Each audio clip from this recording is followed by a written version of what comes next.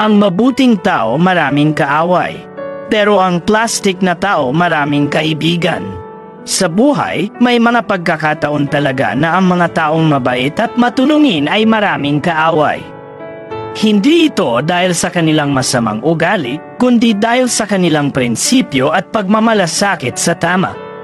Sila ang handang lumaban para sa katarungan at itaguyod ang kanilang mga paniniwala.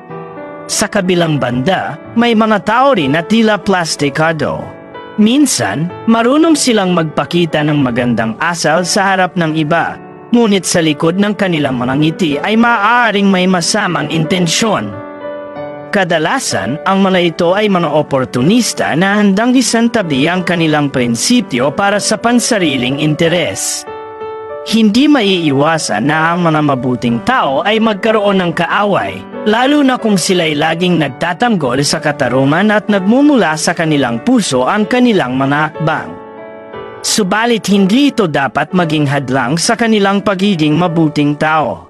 Ang tunay na halaga ay nasa kung paano natin inuukit ang ating mga pagkilala at prinsipyo sa buhay. Hindi ito nasusukat sa dami ng kaaway o kaibigan, kundi sa integridad ng ating mga kilos at desisyon. Mabuting maging tapat sa ating mga paniniwala kahit pa ito ay magdulot ng hindi pagkakaunawaan sa iba.